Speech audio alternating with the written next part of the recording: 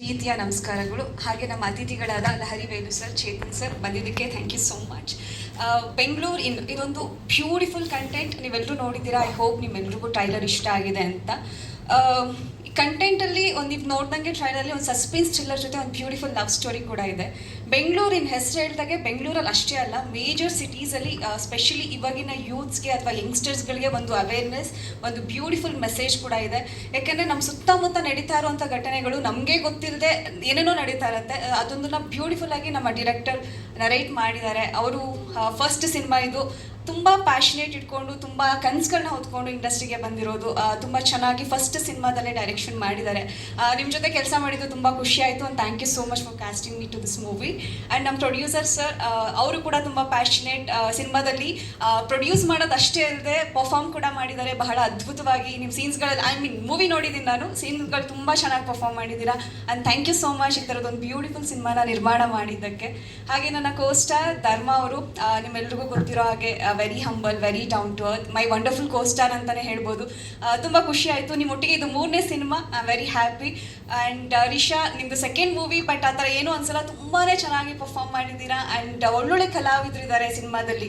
Shashikumar sir ಇದ್ದಾರೆ, ಬಾಲರಾಜ್ ವಾಡಿ sir ಇದ್ದಾರೆ.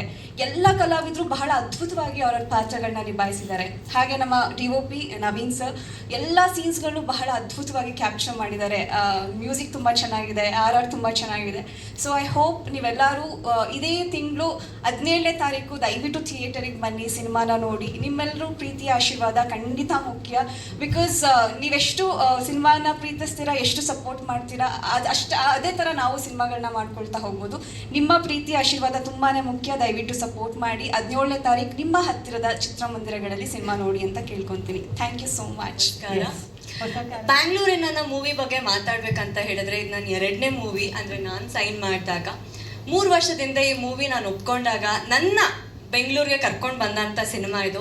ಫಸ್ಟ್ನೇ ಸಿನಿಮಾ ಕ್ರೇಜಿ ಕೀರ್ತಿ ಮಾಡಿದ್ರು, ಪೂರ್ತಿ ಶೂಟಿಂಗ್ ಮೈಸೂರಲ್ಲಿತ್ತು. ಬಟ್ ಆದರೆ ನಾನು ಬ್ಯಾಂಗ್ಳೂರ್ನ ನೋಡಿದ್ದು ಈ ಸಿನಿಮಾ ಮೂಲಕನೇ. So thank you so much Karthik sir, ಇಂಥ ಒಳ್ಳೆ ಸಿನಿಮಾನ ನಮ್ಮ ಜೊತೆಗೆ ಹಂಚ್ಕೊಂಡಿದ್ದಾರೆ. ಯಾಕಂದರೆ ನಮಗೆ ತುಂಬ ಅಂದರೆ ಥಿಯೇಟರ್ ಬ್ಯಾಕ್ಗ್ರೌಂಡ್ ಆಗಿದ್ದರಿಂದ ನನಗೊಂದು ಆಸೆ ಇದೆ, ಒಂದು ಸಿನಿಮಾದಲ್ಲಿ ಮಾಡಿದ್ದ ಕ್ಯಾರೆಕ್ಟರ್ನ ನಾನು ಮತ್ತೆ ಇನ್ನೊಂದು ಸಿನಿಮಾದಲ್ಲಿ ರಿಪೀಟ್ ಮಾಡಬಾರ್ದು ಅಂತ ಹೇಳಿ. ಈಗ ಸಾಕಷ್ಟು ಒಂದು 4-5 ಸಿನಿಮಾಗಳು ಮಾಡಿದ್ದೀನಿ. ಅದು ಯಾವುದು ಕೂಡ ಒಂದರದೇ ಒಂದು ಬೇರೆ ವಿಭಿನ್ನ ಪಾತ್ರಗಳಿದೆ. ಸೊ ನಾನು ಕೇಳ್ಕೊಳ್ಳೋದು ಒಂದೇ, ಇಡೀ ಸಿನಿಮಾದಲ್ಲಿ ನನ್ನ ಗ್ಲಾಮರ್ ಆಗಿ ಪೂರ್ತಿ ತೋರಿಸಿ ಅಂತ ನಾನು ಯಾವತ್ತೂ ಯಾರನ್ನೂ ಕೇಳಲ್ಲ. ನನ್ನ ಡೈರೆಕ್ಟರ್ಸ್ ಫ್ಯೂಚರ್ಗೂ ನಾನು ಕೇಳೋದು 10 ನಿಮಿಷ ತೋರಿಸಿದ್ರು ಕೂಡ 10 ನಿಮಿಷ ನನ್ನ ಪಾತ್ರ ಮಾತಾಡಬೇಕು. ಅದೇ ರೀತಿ ಈ ಸಿನಿಮಾ ಬಗ್ಗೆ ನಾನು ಕೇಳಿದಾಗ ಕಣ್ಣು ಮುಚ್ಕೊಂಡು ಮೇ ಬಿ ನಾನು ವರ್ಕ್ಶಾಪ್ ಏನೂ ಮಾಡಿರಲಿಲ್ಲ ಸರ್. ಇವತ್ತಿಗೂ ನಾನು ಕೊಡ್ತೀನಿ, ಯಾವ್ದಾದ್ರು ವರ್ಕ್ಶಾಪ್ ಇದ್ದರೆ ಅಥವಾ ಆಡಿಷನ್ ಕೊಡಿ ಅಂತ ಅಂದಾಗ ಖಂಡಿತವಾಗ್ಲೂ ಕೊಡ್ತೀನಿ. ಬಟ್ ಆದರೆ ನನ್ನ ಮೇಲೆ ನಂಬಿಕೆ ಇತ್ತು ಸರ್ಗೆ. ನಾನು ಅನುಷಾ ಅವರು ಇಬ್ಬರು ಒಟ್ಟಿಗೆ ಹೋಗ್ತೀವಿ. ಸೊ ಏನು ಹೇಳ್ದೇನೆ 1 ಮಿನಿಟಲ್ಲಿ ಇಲ್ಲ ನೀವಿಬ್ಬರು ಮಾಡ್ತೀರಾ ಅಂತ ಹೇಳಿದ್ರು. ಸೊ ನನಗೆ ಒಂಥರ ಹುಮ್ಮಸ್ ಕೊಟ್ಟಿದ್ದ ಸಿನಿಮಾ ಇದು. ಬ್ಯಾಂಗ್ಳೂರಿನ ಸಿನಿಮಾ ಸೈನ್ ಮಾಡಿರಲಿಲ್ಲ ಅಂತ ಹೇಳಿದ್ರೆ ಮೇ ಬಿ ನಾನು ಇಂಡಸ್ಟ್ರೀಲಿ ಸರ್ವೈವ್ ಇರ್ತಿರ್ಲಿಲ್ವಾ ಅಂತ ಯಾವಾಗಲೂ ಒಂದು ಕ್ವಶನ್ ಕಾಡುತ್ತೆ. ಬಟ್ ಆದರೆ ಈ ಸಿನಿಮಾ ಮೂಲಕ ನನ್ನ ಲಕ್ ಚೇಂಜ್ ಆಯಿತು, ತುಂಬ ಆಪರ್ಚುನಿಟಿ ಸಿಕ್ತು. ಯಾಕಂದರೆ ಫಸ್ಟ್ ಸಿನಿಮಾ ಮಾಡಿಬಿಡ್ತೀವಿ, ಸೆಕೆಂಡ್ ಸಿನಿಮಾ ಅಂತ ಬಂದಾಗ ಐ ವಾಸ್ ಲೈಕ್ ಧರ್ಮ ಸರ್ ಜೊತೆ ಮಾಡ್ತೀನಿ ಅಂತ ಇದ್ದಾಗ ಡೆಫಿನೆಟ್ಲಿ ನಾನು ಕಣ್ಣು ಮುಚ್ಕೊಂಡು ನಾನಿಲ್ಲ ಅಂತ ಹೇಳೋಕ್ಕೆ ಆಗಿಲ್ಲ. It was a dream.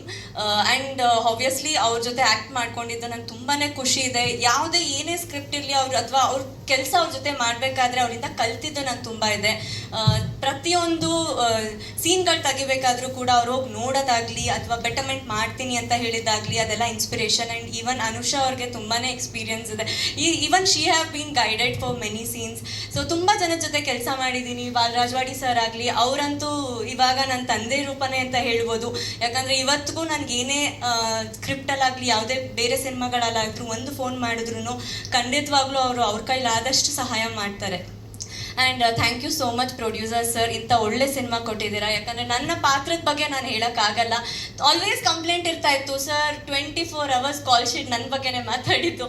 Almost ನಾನು ಒಂದು 3 ಸತಿ 24 hours ಕಂಟಿನ್ಯೂಸ್ ಆಗಿ ಶೂಟ್ ಮಾಡಿದ್ದೀನಿ.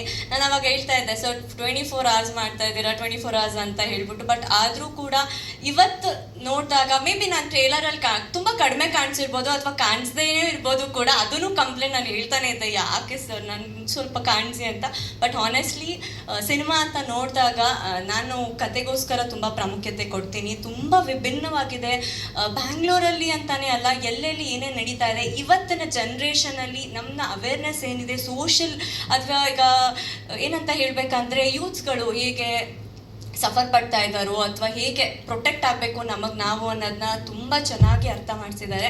Thank you so much Karthik sir ಇಂಥ ಒಳ್ಳೆ ಆಪರ್ಚುನಿಟಿ ಕೊಟ್ಟಿದ್ದಕ್ಕೆ. ಎಸ್